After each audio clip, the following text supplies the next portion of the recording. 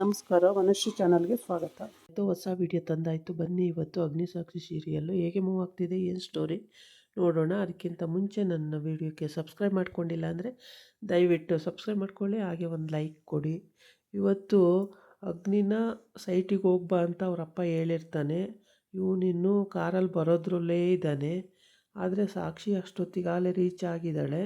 Reach ಆಗಿ phone ಮಾಡ್ತಾಳೆ. ಫೋನಲ್ಲಿ ಕೂಡ ಅಗ್ನಿ ಬೈತಾನೆ, ನೀನೇನೋ ಕೆಲಸಕ್ಕೆ ಮೇಲೆ ಅಂತ ಅರ್ಜೆಂಟ್ ಹೋಗಿ ನಿಂತ್ಕೊಂಡು ನನ್ನನ್ನು ಬನ್ನಿ ಬನ್ನಿ ಅಂತೀಯ, ಇರೋ ಫೋನು ಅಂತೇಳಿ.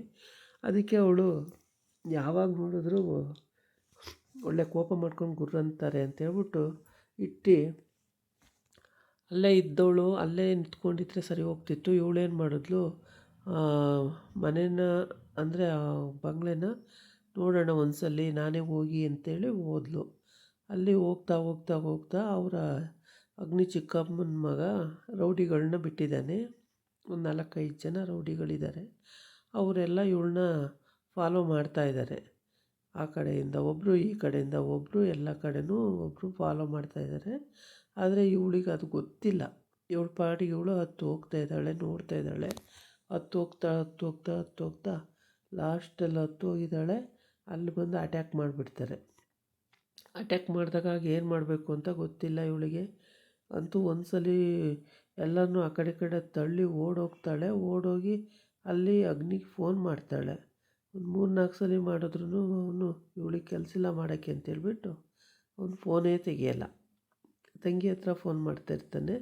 ಆಮೇಲೆ ಇವ್ರೇನಪ್ಪ ಫೋನು ತೆಗಿಯಲ್ಲ, ಏನು ಮಾಡೋದು ಅಂತೇಳಿ ಯೋಚನೆ ಮಾಡ್ತಿರ್ತಾಳೆ. ಅಷ್ಟೊತ್ತಿಗೆ ತಂಗಿ ಹೇಳ್ತಾಳೆ, ಅಯ್ಯ ಏನೋ ಎಮರ್ಜೆನ್ಸಿ ಇದೆ, 4-5 ಸಲ ಫೋನ್ ಮಾಡ್ತಿದ್ದಾಳೆ ಅವಳು. ಅಂದರೆ ಏನೋ ಎಮರ್ಜೆನ್ಸಿ ಇರುತ್ತೆ, ನೀನು ಫಸ್ಟು ಫೋನ್ ಪಿಕ್ ಮಾಡೋಣ, ಏನು ಅಂತ ಕೇಳೋಣ ಅಂತ ಹೇಳ್ತಾಳೆ. ಆವಾಗ ಹೌದಾ ಅಂತ ಹೇಳ್ಬಿಟ್ಟು ಆಗ ಇಸ್ಕೋಬೋದು ಅನಿಸುತ್ತೆ, ಫೋನ್ ತಗೋತಾನೆ. ಆದರೆ ಇವಳು ಹೋಗಿ ಮಧ್ಯದಲ್ಲಿ ಸಿಗಾಕ್ಕೊಂಡು ಆ ರೌಡಿಗಳ ಕೈಗೆ ಸಿಕ್ಬಿಟ್ಟಿದ್ದಾಳೆ. ಹಂಗಾಗಿ ರೌಡಿಗಳು ಅವಳನ್ನ ಹಿಂಬಾಲಿಸ್ತಲೇ ಇದ್ದಾರೆ. ಇವಳಿಗೆ ಯಾವ ಕಡೆಯೂ ಬಚಾವಾಗೋಕ್ಕೆ ದಾರಿ ಕೂಡ ಇಲ್ಲ ಇವಾಗ. ಈಗ ಇಲ್ಲ ಅಗ್ನಿ ಅಲ್ಲಿಗೆ ಬರಬೇಕು, ಇಲ್ಲ ಇವಳೇ ಹೊಡೆದವ್ರನ್ನ ಓಡಿಸ್ಬೇಕು, ಎರಡರಲ್ಲಿ ಒಂದು ಮಾಡಲೇಬೇಕಾಗುತ್ತೆ.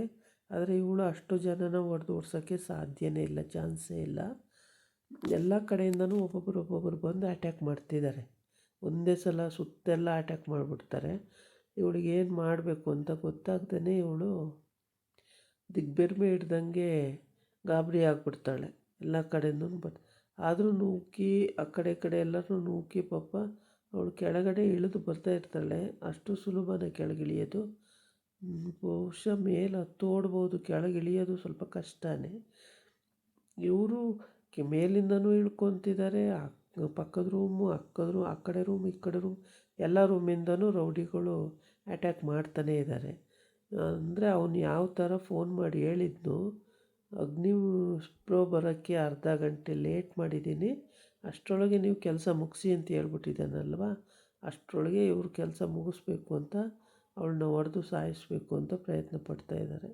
ಆದರೆ ಅಲ್ಲೇನಾಗುತ್ತೆ ಅಂದರೆ ಇವಳು ಫೋನ್ ಮಾಡಿರ್ತಾಳಲ್ಲ, ಆವಾಗ 3 ಸಲ 4 ಸಲ ಫೋನ್ ಮಾಡಿದಾಗ ಯಾರು ಅಂತ ಫೋನ್ ತೊಗೊಂಡಿರ್ತಾನೆ. ಇವಳಿಗೆ ಮಾಡೋ ಕೆಲಸ ಇಲ್ಲ, ಸರಿ ಬೈದೆ ಬಿಡೋಣ ಅಂಥೇಳಿ ತೊಗೊಂಡಿರ್ತಾನೆ.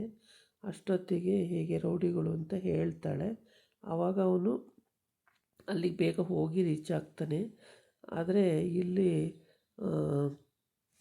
ಅವನ ತಮ್ಮ ಅಂದರೆ ಚಿಕ್ಕಮ್ಮನ ಮಗ ಇವನಿಗೆ ಸರಿ ಇವಾಗ ಸಿಕ್ಕಾಕೊಂಡ್ರಂತೂ ಮುಗೀತು. ಇವನು ಮನೇಲಿ ಇರೋಕ್ಕೆ ಲಾಯಕ್ಕಿಲ್ಲ ಅಂಥೇಳಿ ಓಡಿಸ್ತಾರೆ ಅಲ್ಲಿಂದ.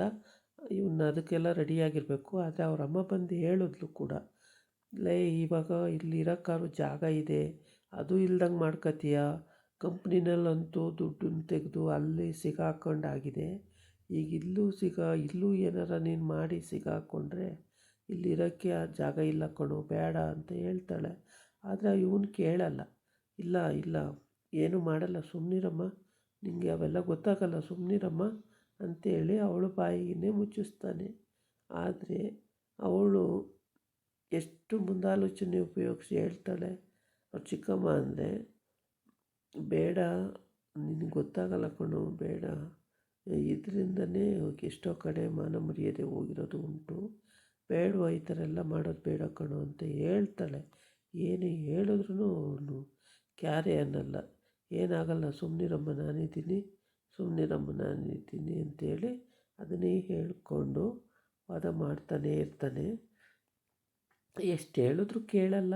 ಆವಾಗ ಅವಳಿಗೆ ಇವನಿಗೆ ಎಷ್ಟು ಹೇಳಿದ್ರು ಕೇಳಲ್ಲ, ಏನು ಮಾಡೋದು ಅಂತೇಳಿ ಏನು ಮಾಡಬೇಕು ಅಂತ ಗೊತ್ತಾಗಲ್ಲ.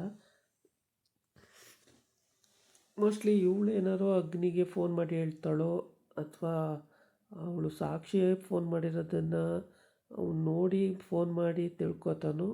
ಒಟ್ಟಿಗಂತೂ ಲಾಸ್ಟ್ ಎಂಡಿಗೆ ಎಂಟ್ರಿ ಆಗ್ತಾನೆ. ಅಷ್ಟರೊಳಗೆ ಅವಳು ಪಾಡೇನಾಗಿರುತ್ತೋ ಗೊತ್ತಿಲ್ಲ.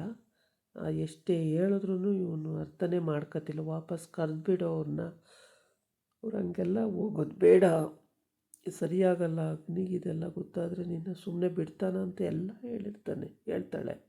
ಅವಳು ಏನೇ ಹೇಳಿದ್ರು ಇವನು ತಲೆಗೆ ತಗೊಳ್ಳಲ್ಲ. ಆಮೇಲೆ ಅಲ್ಲಿ ಅದೊಂದು ಸೋಷಿಯಲ್ ಮೀಡ್ಯಾದಲ್ಲಿ ಒಂದು ಫೋಟೋ ಪೋಸ್ಟ್ ಮಾಡಿರ್ತಾಳೆ. ಆ ಫೋಟೋನ ಅಮ್ಮ ಮಗದು. ಆ ಫೋಟೋನ ಇವನು ನೋಡಿ ಓದಿರ್ತಾನೆ ಅದ್ರದ್ದು ಲೈನ್ಸು.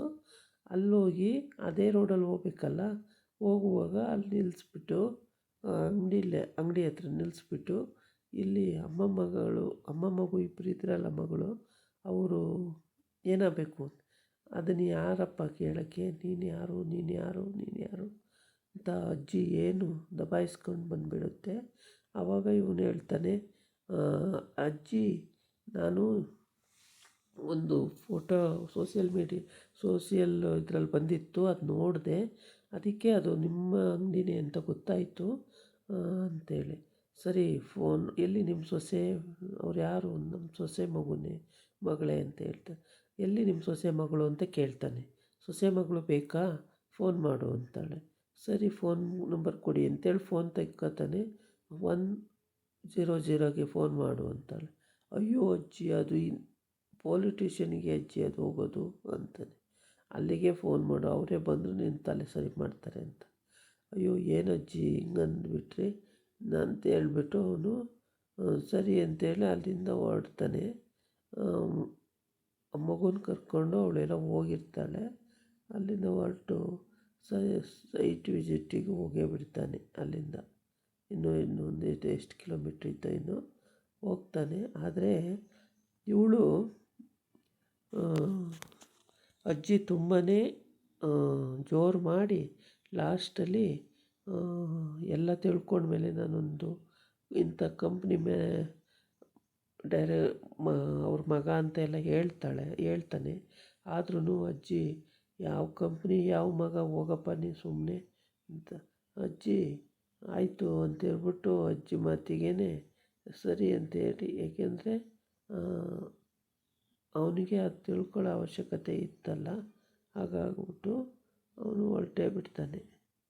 ಆಮೇಲೆ ಅಲ್ಲಿಗೆ ಹೋಗಿ ಇನ್ನೂ ತಲುಪೇ ಇಲ್ಲ ಇವನು. ತಲುಪಿರೋದು ಎಷ್ಟೊತ್ತಿಗೆ ತಲುಪ್ತಾನೋ ಏನೋ ಗೊತ್ತಿಲ್ಲ. ಆದರೆ ಅವಳಂತೂ ಫೈಟಿಂಗ್ ಮಾಡೋಕ್ಕೆ ಆಗಲ್ಲ ಅವಳ ಕೈಯಲ್ಲಿ. ಏಕೆ ಅಂದರೆ ಅವರು 4-5 ಜನ ರೌಡಿಗಳು ತುಂಬ ದಡೂತಿ ಮನುಷ್ಯರಾಗಿದ್ದಾರೆ. ಅವ್ರನ್ನೆಲ್ಲ ಹೊಡೆಯೋದಕ್ಕೆ ಅವಳು ಸಾಧ್ಯವೇ ಇಲ್ಲ. ಎಷ್ಟು ಸಲ ಫೋನ್ ಮಾಡಿದ್ರೂ ತಂಗಿ ಹತ್ರ ಮಾತಾಡ್ತಿದ್ದಾನೆ. ತಂಗಿ ಫಸ್ಟು ಅವಳು ಫೋನ್ ತಗೋ, ಅದೇನು ಕೇಳು ಅಂತ ಹೇಳ್ತಲೇ ಇದ್ದಾಳೆ. ಆದರೆ ಇವನು ಆ ಮಾತನ್ನು ಕೇಳ್ದಂಗೆ ಸರಿ ಮಾತಾಡು ಚಿನ್ನಿ, ಮಾತಾಡು ಪುಟ್ಟಿ ನೀನು ಅಂತಲೇ ಇದ್ದಾನೆ. ಇಲ್ಲ ಅಣ್ಣ, ಅವಳು ಫೋನ್ ತಗೋ, ಅದು ಏನು ಹೇಳ್ತಿದ್ದಾಳೆ ನೋಡೋಣ ಏನಾಗಿದೆ ಅಂತೇಳಿ ಎಷ್ಟು ಹೇಳಿದ್ರೂ ಕೇಳ್ತಾನೆ ಇರಲ್ಲ. ಲಾಸ್ಟಲ್ಲಿ ಫೋನ್ ತಗೊಂಡೇ ಇಲ್ಲ ಇವನಿನ್ನು. ಆದರೂ ಅಲ್ಲೋಗಿ ರೀಚ್ ಆಯ್ತಾನೆ.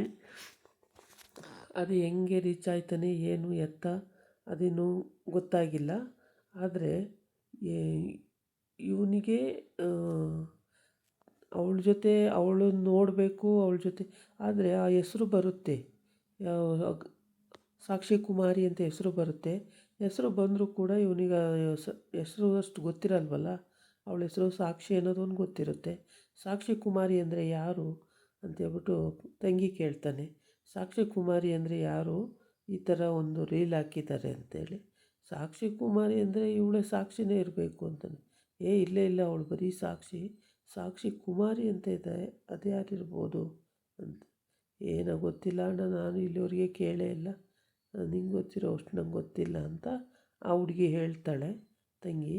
ಆಮೇಲೆ ಇವನು ಅಲ್ಲಿ ಫೋನಲ್ಲಿ ಕೇಳ್ತಾ ಕೇಳ್ತಾ ಕೇಳ್ತಾ ಹಾಗೆ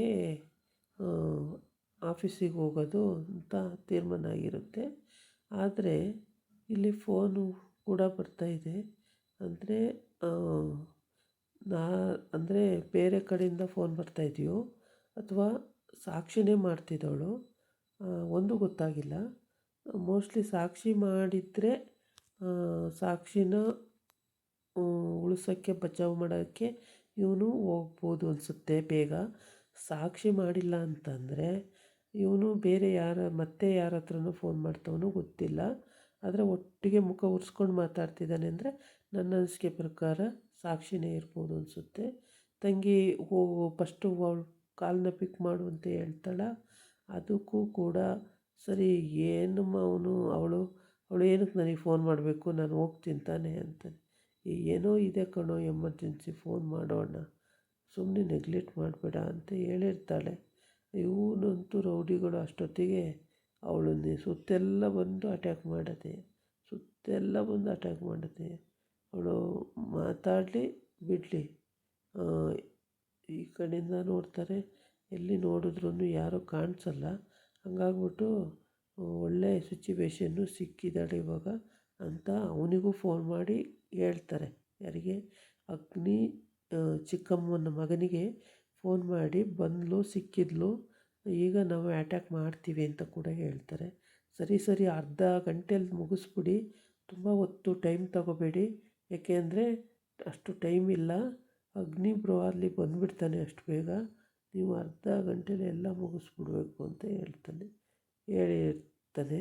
ಆದರೆ ಇವರು ರೌಡಿಗಳು ಅಷ್ಟು ಸುಲಭವಾಗಿ ಅವಳನ್ನು ಮುಟ್ಟೋಕ್ಕಾಗಲ್ಲ.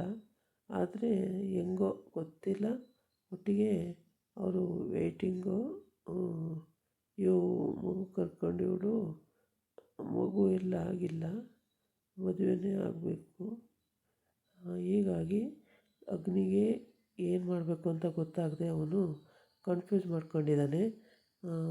ಮೋಸ್ಟ್ಲಿ ಅವಳದೇ ಫೋನ್ ಆದರೆ ಹೋಗ್ತಾನೆ. ಇದಾಗಿತ್ತು ಇವತ್ತಿನ ವೀಡಿಯೋ.